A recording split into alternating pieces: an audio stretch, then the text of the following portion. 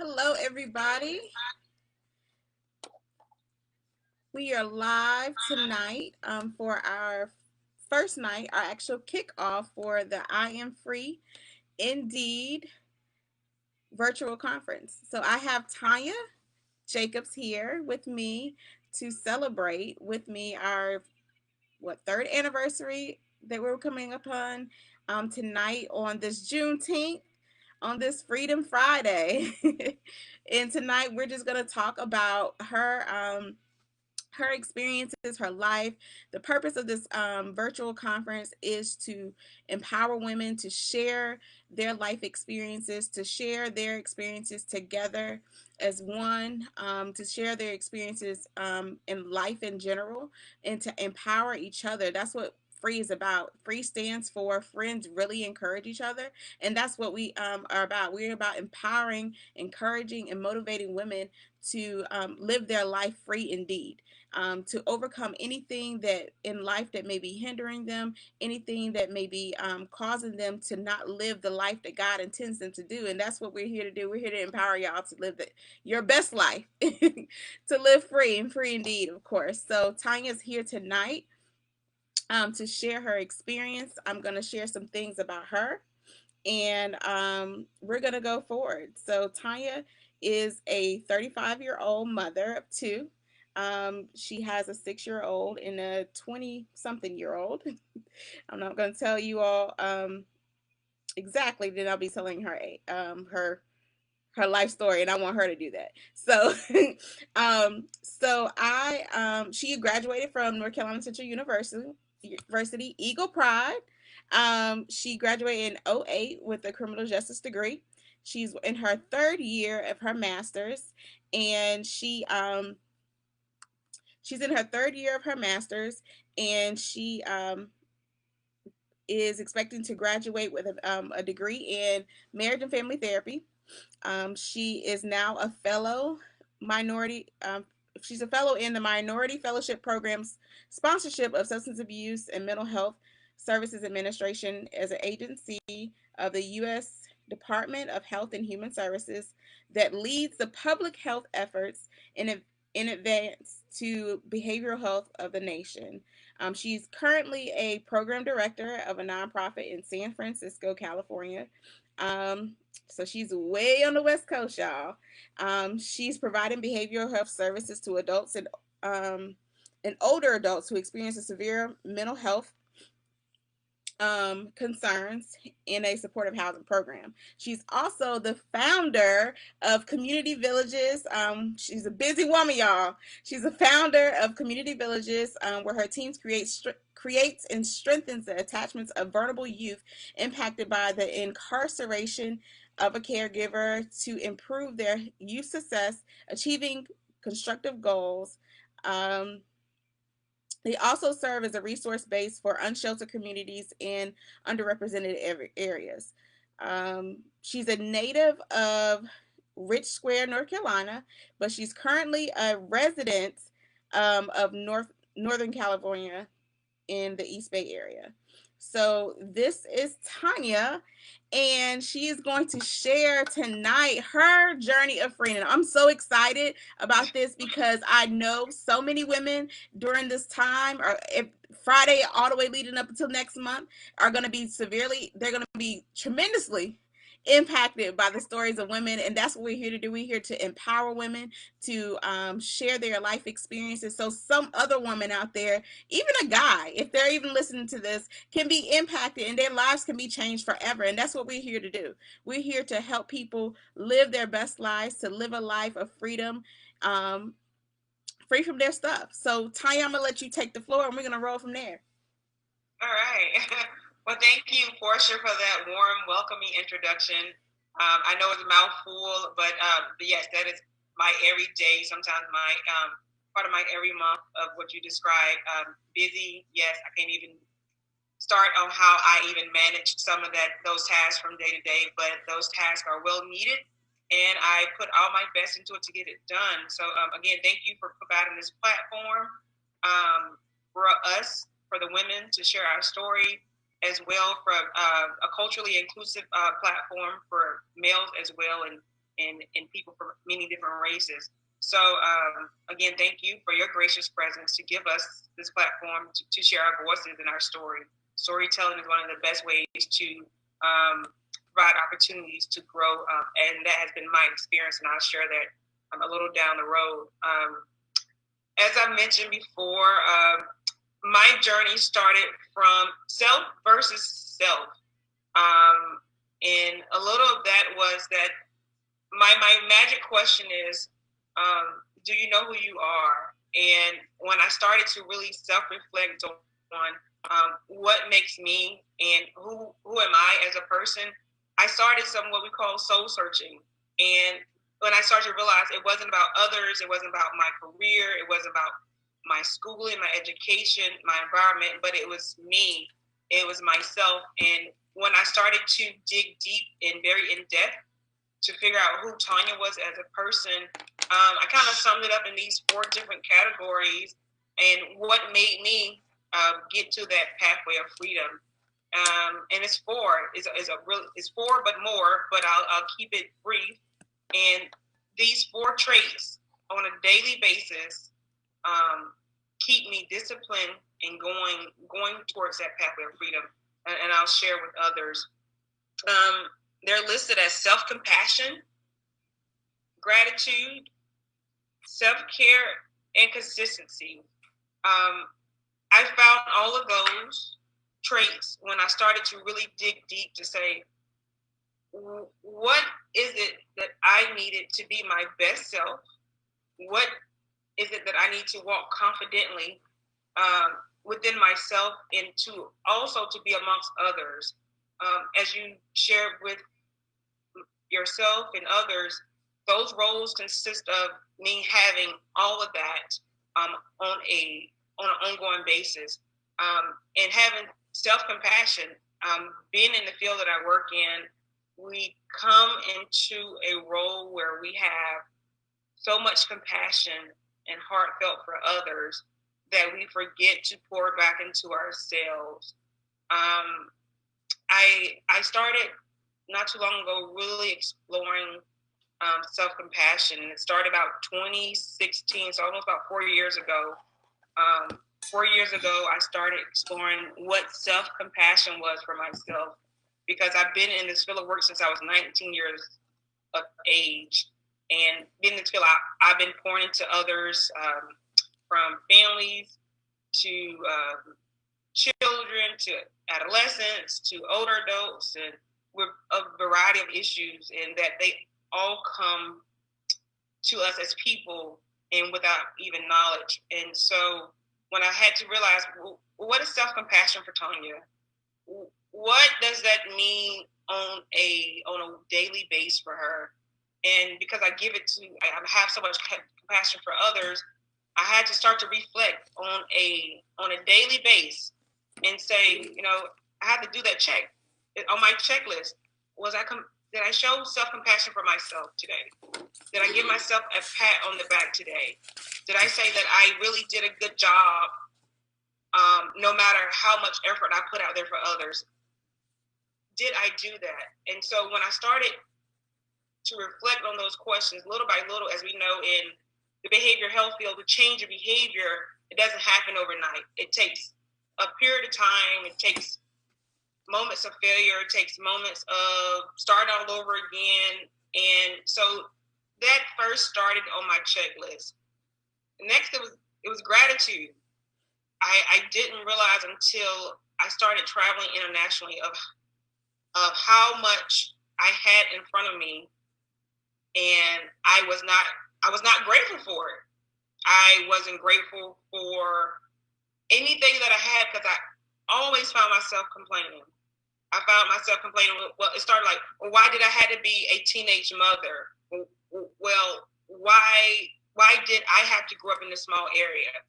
Why did I have to experience a broken home with my family? Why did my father have to die when I was at the age of 8?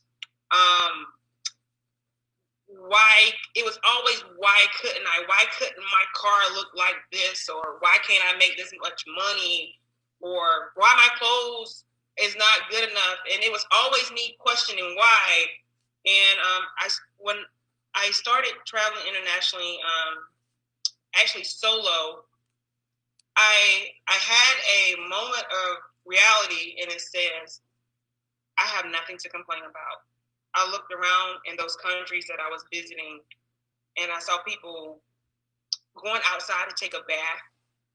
When it rained, that was the only time they could get water. I saw people eating something as chicken back to something that I took for granted and threw away when I was eating a piece of chicken. Or it was the fact that I had a complaint because I didn't use public transportation, and I got on a bus with people who graciously sat amongst each other in a 115 cargo passenger van with 20 people in there, and I couldn't sit still to no one in a two-seater car. And when I came back, my first trip to Jamaica, I came back and I cried. I cried, and I found I couldn't answer that question why I cried. And it was a moment that says, I said to myself, you're very ungrateful. You have a beautiful home, you have a beautiful family, you have a stable career, you have a great education, you have a great support system. And I went to a moment where I was very isolated. I was numb at times because I was going through other moments of my life at that moment. And being a young adult, which I still am now, I didn't recognize all of that, what was happening. But, that can't be happening to me.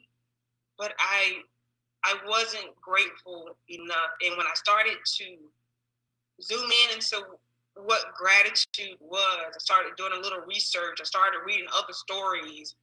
I started practicing gratitude in my life on a daily basis.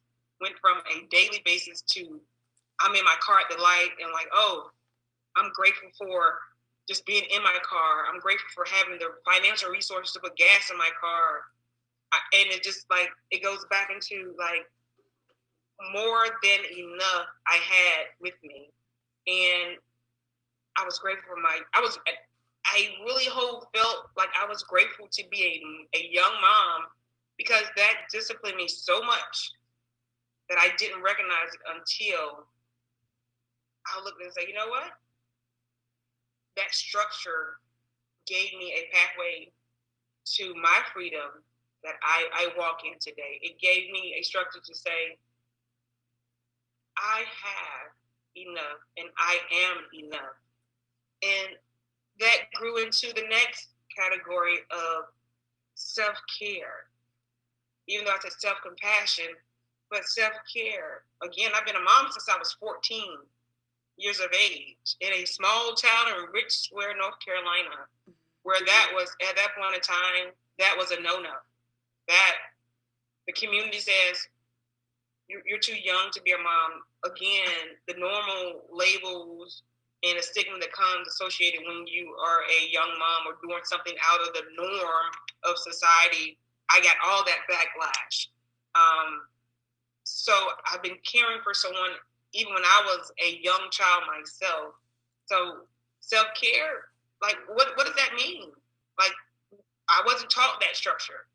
Again, my family was my dysfunctional family, but it was my family, and I loved them.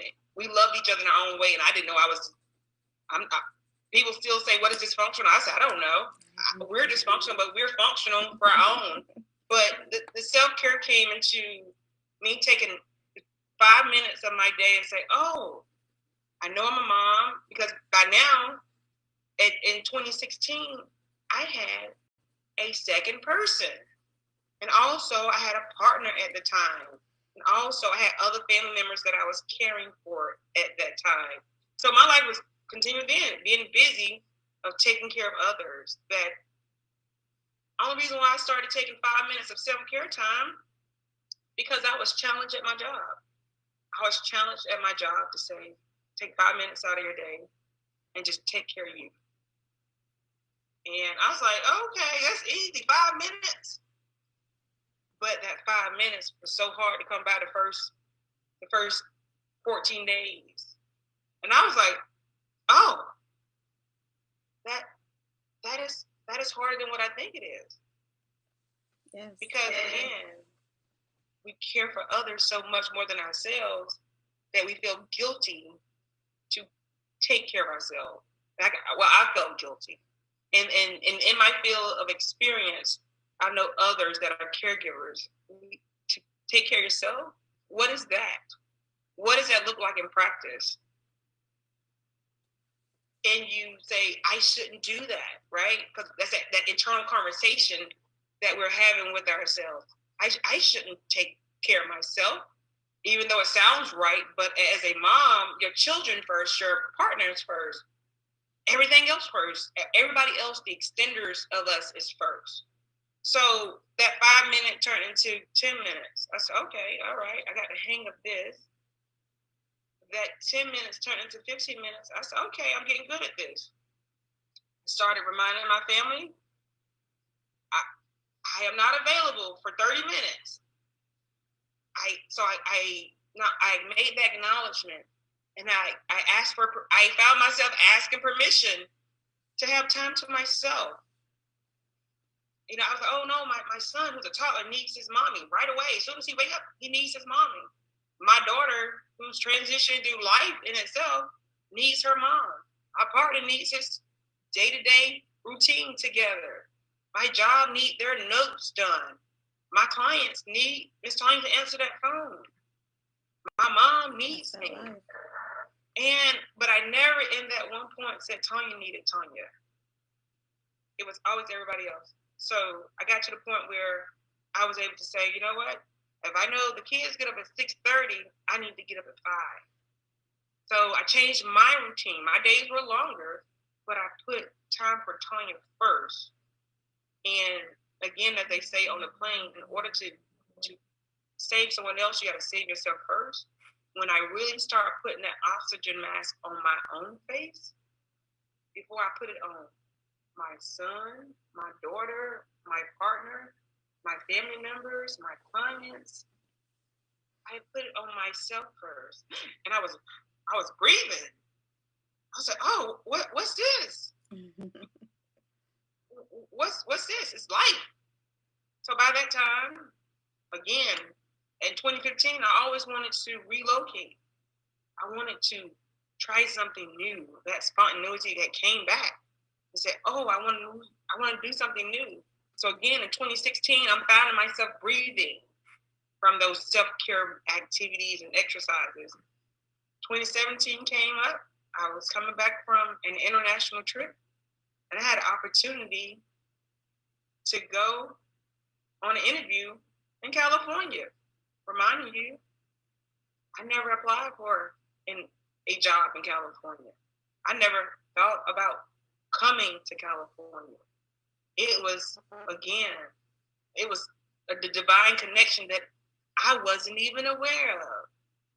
I said, okay, I'm going to pray about this. Right now, I'm really focused on compassion and my gratitude, and I'm feeling great. And self-care, like, oh, I can do this. But of course, the big thing that popped up was fear. Fear popped up. And it was like, oh, what is that about? You're getting ready to start something new. You're getting ready to go across country without your normal environment, without your friends, without your job that you go to, without your children that you nurture and you care for every single day. And without your social networks that when you need to get plugged in, you go to those supports. And so, okay, all right. So fast forward, I took the opportunity and I came across country. Then comes to the next task. The next trait was consistency. Because when I moved to California, was I nervous? I was like, oh, I am. Oh, I can handle this. And so many obstacles came at me. So guess what was tested? My faith. My faith was tested. It was like, what are you going to do, Tanya? Are you going to go back? Right? That good and bad conversation that beats on your top of your shoulders. like, what are you going to do? Are you going to go back to what you know? Because it's comfortable, right? And you're comfortable back home with your family. You're comfortable back at your job. You're comfortable in your normal environment. So, you know what? It had to be consistent. So, you know what? Let me take care of myself. Let me care for Tanya and my support system, who's another great part of me that kept me grounded. It kept me grounded on this journey to my freedom. And I tell you that without me having that gratitude where I created Thankful Thursdays came. Thankful Thursdays is something that I do every Thursday. It's the word inspiration. It's a quote that it comes because, again, that's what kept me grounded when I was scared. That kept me together. Because you know what, I would call somebody back east and say, you know what, I'm in tears. I'm coming back home. I'm not doing this. and one of my girlfriends called me one day. I was at the train station here, and I was like, I'm walking to this train. I never walked before. I don't do public transportation. This is too hard, and I can't do this. School is rough. My family needs me. I miss my children. I'm vulnerable. I was in that moment was scared. So she gave me a good conversation, a good talking, a good harsh, but a unconditional love of conversation. And she says, you move with a purpose. You move with intentions. So having that support, again, was part of my freedom. And it goes back to, I check every single day. Am I keeping in contact with my supports? Maybe not every day, maybe not every week, but those that keep me grounded. Am I showing myself enough self-compassion? Am I saying it's okay? Is self-care? Am I taking the time to have enough care for Tanya in the midst of all the roles of being in grad school full-time, being at the director of an outpatient clinic in San Francisco in the Tenderloin area, where who knows what happens on a minute by minute basis, that you're 3,000 miles from your family. So those checkups, those checklists, are you having enough gratitude to say, you know what, I'm grateful for my support system. I'm grateful for the roof over my head. Now I have more space than I can ever imagine. I didn't think I would come to California and be in a house already. I didn't think that I would have what I have. It's materialistic, but I have what I have because I was compassionate to myself. I was consistent with my goals. My goals are important. My pen and paper that I, like Dora the Explorer, I'm always exploring, so I need my notebook. And I keep it, and I keep my goals. I look into my goals, and I say, where I'm at with it? When I do my reflection, where I'm at. Am I being consistent? If I ain't, where did I fall at? I'm not looking for perfection, but I know it takes discipline to be in a different space, to be where I'm at today. So you would ask me when I was 14. I know I wanted to get out of Red Square, but I didn't know I would be 3,000 miles away. I didn't realize that my daughter would be a wonderful young lady who is now learning to live at the age of 22, her best life. And she says to me, I'm grateful to have you as a mom to guide the way. And I share my story with her, and we grow up together, and we're growing together through many different phases to say, you know what, no matter what the world says, as long as you know who you are, that's what matters. And she's learning slowly but surely. She's not going to get it, but she's going to get it before I did, because she didn't have to go through the avenues that I did to understand. If you understand who you are as an individual, then that's everything that you need. And that is your freedom. Those are your successes. That is your story. You don't need no one else to depict your story. You are the writer, and every chapter will look different because you're going to grow. And you're either going to grow or you're going to be complacent. But if you're seeking for growth and understanding within yourself, then what freedom looks like to you will be just that. And to make sure that young girls know early, we don't need the makeup. We don't need Susie to tell us that it's okay to be my friend.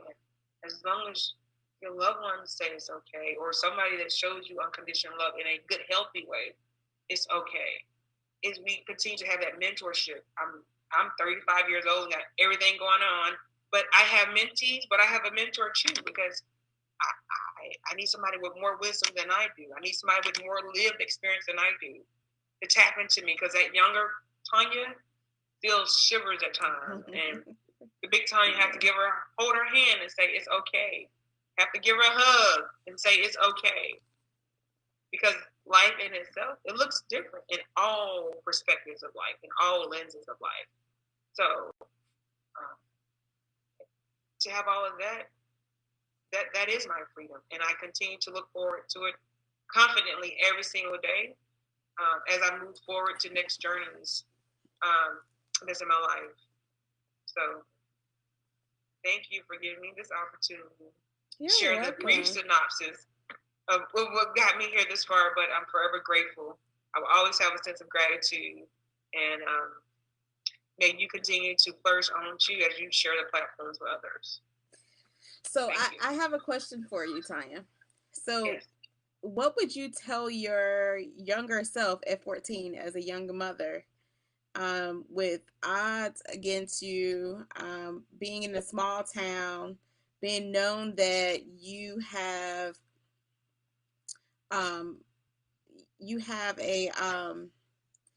you're in a small town. You have people probably talking about this 14-year-old girl. You know, in our culture, they say fast girl this, fast girl that. And and I wanted to see, what would you tell that young girl who might be, or that young lady who still feels like, I'm a black sheep. I'm the black sheep. I'm not fitting in my community, or I'm being looked down at. I have everything on my back right now. I'm challenged, and everything is against me. Like, I feel like everything is against me. What would you tell them? I'll tell her she is not what they say she is, and that if she has somebody that she can go to pray with, if she knows how to pray at 14, to take a moment and just get on her knees and just ask God for guidance. Ask God to give her the direction that she wants to go in, even though she may be clueless and like, I don't know where I'm going. But just to be humble and tell herself that you are enough. You are not the black sheep of the family. You are not who they say you are. Early, because again, that 14 years of development is tough, because learning your identity, who am I, where do I fit in at, all those circles of life, like to say, is that you are enough, you are beautiful, you're smart, you're intelligent. There's a lot in the world that we would never ever know. And if you get it wrong, in the next hour you get to do it again, and you may get it right, but just don't give up. Keep trying, keep going, and keep looking ahead. Because again, if you keep looking, you're going to the direction you're going. So just keep looking up. That's all I would tell her. When you were at that age, or even in your young adult years, where did you find your inspiration? Like, where did you find your inspiration, and where would you tell people to find their inspiration when they're challenged or they're having issues along their journey? That's a two-sided question, of course. my support system was my inspiration, and that's how community villages came about, because I had a village. It wasn't primarily my parents. It was my aunts. It was my Sunday school teacher. It was my best friend, family. It was my older brother. My village tapped into me and gave me those resources. They were able to say, I'm going to embrace you. I'm going to love you. I'm going to hold your hand, and I'm going to take care of you. So my inspiration came from my village, my community. My community made me who I am. And that's the reason why it's so important for me to go back home and get plugged in. Because when I get exhausted, which I do, because I am stretched out sometimes, I go back to the home of my community, not the Raleigh Durham area where I went to school at and stayed about 14 years of my life almost. But I go back home where there's only two small stoplights and one yield sign. It says, "Oh, okay." That was an inspiration that says you can still do this. You can move forward. So my village is what gave me my inspiration, gave me role models. My family was big into spirituality, so if my mom couldn't pray for me, which sometimes she couldn't, my uncles who was ministers, they did. They, even though it was in New Jersey, I could call them.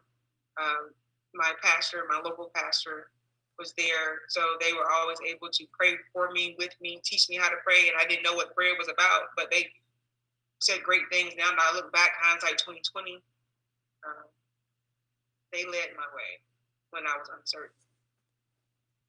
Okay. Do you have anything else you want to say? One of my biggest things to say to listeners, to the upcoming speakers, is that sharing the story is the best thing that I've ever done, and I didn't recognize the power of storytelling until I came to California, and I met strangers literally one by one, and I have a collective of support here now. I came here by myself, and now I have more than enough of abundance of love, and to continue to share your story. And no matter what others may see, what others may think, that's your story, and can nobody take it from you. And to live within your story is only to be your true, authentic self, and to continue to have a sense of gratitude. Always be grateful. Always be kind to others. Those small values that we say. Be honest with yourself so you can be honest to others. And those small little key points make really big impacts. Definitely, definitely. And that's why I decided to do this, because I feel like that when we, from my own experience, when we share our story, and even the Word of God says too that, when we share our story, when we I'm having a brain fart right now. When we share our story, we overcome by the blood of the Lamb and the words of our testimony. So when we share our story with other people, somebody else is going to overcome, and somebody else is going to reap the benefits of that. You sharing your story, you being vulnerable enough to share your story, your journey, and your experiences of how you got through life. Even if whether it was good or whether it was bad. And I also realized too in my own experiences that when there's something about telling your story, like when you tell your story, you actually empower yourself too, because you're like, dang, I went through all of that. Dang, I experienced all of that, and I'm still here, so it's something about sharing your story. And that's what this is about. It's about sharing your story so that others can be empowered, so that you can be empowered and be reminded about who you are, and be even more empowered to go out there and share your story with somebody else, because we never know who needs to hear our story in the moments that we're sharing it. And that's what this is about. There's a lot of people who are out here who are challenged or struggling in secret. They're having challenges in secret. And so we want to expose our truths, share our truth, share our journey, so that somebody else can come out of hiding and not feel like they're by themselves. They're by themselves, and they're experiencing life alone by themselves. They're the only one. They're not the only one going through this. We've all had challenges in our lives, and each one of us has a story that can add to somebody's life. And that's what this is about. We want to share our stories so that people can be free from their hurt, free from their guilt, their shame, their challenges, from their insecurities, from themselves. And like you said, self versus self. We want people to overcome the struggles that they have within themselves, that keep them, the ungratefulness, the inconsistencies of those things that you mentioned, and connect with themselves and understand, look, I got this. Get a support network. Don't do life alone, y'all. have somebody that you can go to and have a conversation with and say, I'm struggling. You know, I need somebody to talk to. You know, we need those people. We need those people around us. Like, I don't know what this means in my life. I don't know what to do in this situation. We need those kind of people in our life. And when people share, like, honestly, my life experiences, people have totally changed my lives by telling their story. Me hearing their experience. It's the most wonderful thing it is, and so it's such a powerful impact in me. Like, and you know, I was talking to one of my associates who's a clinician down in Kentucky. She's a white female, and we've grown in the last 3 years just from those Thankful Thursdays. But we just explored different conversation, and she started sharing her story, and I was like, oh, great. But it's like, as we say before, when you start to remove the mask that we often hide behind as people, so we can. Oh, I don't want to be judged. Oh, I don't want to be looked at this way. But no, I am human. I am human. I have human error. I can make a mistake. I can improve. I can be strong in this area, but weak in another area. Accept your areas of weakness too, so you can grow stronger in those areas. We don't want to be, we want to be courageous and be strong in everything, and but we can't, because we are human. We're not that robot. We are, all our wheels are not going to flow together all the time. Sometimes I might need somebody to push this bump, and that's the reason why all areas of my life, I have someone that I can connect to. If I don't, I'm soul searching for where are they at, because I'm not strong in this area. I'm a little weak link. I'm drained. I need somebody that I can tag, you're it, touch me, and re-energize me, support me. And I wasn't always asking for help because I felt like that was weak.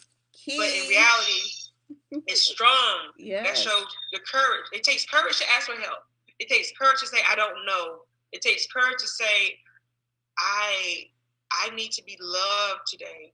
And because we feel like we should be all of this. And when we're not, we feel bad in ourselves. That's the reason why, even within our culture in itself, we have so many different struggles from all areas of life. And again, it's definitely a way for us to continue to rewrite our story. And I tell people all the time, when you're holding the pen to your own life, nobody can turn that story around but you. And so keep holding your pen and keep writing your story. Your story changes page by page. Each chapter is going to be different. And the next thing you know, you're going to have a series of books. It's like, oh, I'm in chapter 35. Oh my gosh. Like, oh, it was different in 33. It was different in 30. It was different in 25. It was definitely different in chapter 14 of my life. And so definitely curious to see what chapter 36 looks like as my birthday comes up in the next 4 weeks. So yeah. Happy early birthday. Yes, it definitely takes courage to go through each chapter knowing that each one gets better. And someone had actually told me this when I turned 30, because I had a challenging time dealing with turning 30. And someone told me, it was just like, Portia, in 30 it just gets better. And I can speak that about life in general. If we keep going, it's going to get better. Literally, it's going to get better. We just have to keep going and not give up. You know, we might be able to take breaks, but we shouldn't be giving up.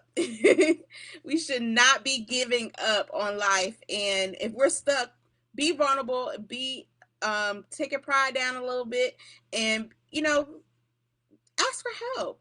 You know, there's people who are assigned in your life to help you. You know, and if you don't know who those people are, pray, like she said, pray for those people to come in your life, and for God to show you who those people are, because they're important. They're vital. They're vital people in your life, and you're going to need them for every step of the way. I have somebody that I talk to at least once or twice a week, you know, to keep me on track, because she holds me accountable to my goals. You know, F.R.E.E holds me accountable to, you know, help make sure I'm helping people. You know, I'm helping people as I'm helping myself, you know, work on my goals. So, you know, we have to be vulnerable, you know, even when we're challenged, to get somebody, you know, have people around us to talk to us and encourage us and inspire us to keep going. And one way people do that is just by sharing their story. If you sit around long enough and talk to somebody, they're gonna tell you something. Oh, they will. Oh, I know. People just like, oh, I didn't ask for all that today. I don't even have the container to hold that today, but it's just naturally it's just naturally where people share their story, and a good thing about when people share their story, and when you didn't even invite them to do so, it tells you something about that rapport or that connection that you have with them. And when you can connect with people, that's what's most important. Connecting with people, we need. That's one of the basic human needs is connection, human connection. And this COVID-19 times has told us that we need the human connection. We're needed. We're in need of it, and we are. Oh my gosh, I need to get out to my social life again. That's the reason why in our field of work, socialization is so important, and we need it. That's the reason why we need people. We need you to continue to hold platforms. You to continue to be courageous, to share your story, invite others to share, Portia. Again, when I came onto your platform, I was like, okay, I need some accountability. I need somebody to hold me accountable. I need somebody to understand what it's like to have many different hats in the daytime. But if I say I want to do this, I need somebody to say, Tanya, hey, how's that going? And I don't want to just give an excuse, oh, I didn't have enough time. It's 24 hours in a day. And I like to tell people, if it's that important to you, then you'll put it on your to-do list to get it done. So the accountability is so important. Yes, it is. Yes. That's definitely important. And that's what great mentors are for. To hold you accountable, even just your natural support. That's just, it's very important just to have natural and community supports to help you make sure that you're held accountable for what you say you're going to do or what you want to do. It's important in every area of our life. Yes, Tanya. But yes, I'm thankful for everyone who tuned in, who watched the first night of our I Am Free Indeed virtual conference series. This is so important to me. God placed it upon my heart to do this because I felt that, especially during this time, people need to understand that they're not alone. That people can hear people's stories and be empowered, and just know that, just because I'm right where I am currently, I am not always going to be here. I am free. I can be free from this situation. I can grow from this situation. I can have success in this situation. If I just keep going in life, if I get around the right people, if I just have gratitude, as Tanya mentioned, that was a major one. Like, just be thankful for what I do have. And as I continue to grow and build and live and learn, I'm going to have more. Whatever God has for me is going to be mine. The desires of my heart will be granted as long as I am grateful. I express gratitude, and I show consistency in life, so that we can keep to propel forward, keep propelling forward and reach those goals. I'm so thankful that you shared your story. I hope it inspires someone. I can't wait until um, we hear everyone else's stories. We have many, many women lined up. Next week, we have India Williams, who is going to be on and sharing her story. I'm so excited about that. I'm just so thankful for all the women that I'm connected with, who are so strong and powerful, especially you, Tanya. You're strong. I've known you for many, many years, and we keep crossing paths. And we talked about the other day, we keep crossing paths, and I'm so thankful that I was able to cross paths with you again, and we were connect because we inspire each other. I get your Thankful Thursday text every week, and I'm thankful for it. And yeah, so I'm really glad that I'm connected to all the women that I'm connected to, and I hope that these stories in the next coming weeks continue to inspire you, to encourage you to keep going in life, and to live your life not just free from your challenges, but free indeed. God, Jesus came so we can live our life free indeed. And live life more abundantly, and we are called and purposed to live free, and we're not supposed to stay in our situations, in the situations, and allow our situations and our challenges to take over us. We're supposed to take over it. We're supposed to overcome all these things, and one way we do overcome is by the blood of the lamb and in the word of our testimony. So when we hear other people, we are able to overcome. When we are encouraged and inspired by other people, we can overcome. So Tanya, thank you for being a friend and sharing your story, because you're going to empower somebody to live a life of freedom and be free indeed on this Juneteenth. Juneteenth, yes, of freedom. Yes, you're going to inspire somebody to be free. Um, And I hope whoever hears this message, you find encouragement, you find the the motivation to keep going, and to live your life and know that it's not over. So, and things just going to get better. So, we will continue next week at 7 p.m. on Facebook Live. If you do not have Facebook, we have Zoom available for you. We're going to have India Williams, like I said before. And we have so many other women lined up. So I'm so excited about this. Y'all have a great night and enjoy your Juneteenth night. Be safe, and I love you all. Remember that you are free. You're free from anything that can hinder you, any label that's placed on you, anything that you experience in life, you can be free from. And so don't let anybody tell you otherwise, not even yourself. And have a wonderful night, ladies. I love you. Good night.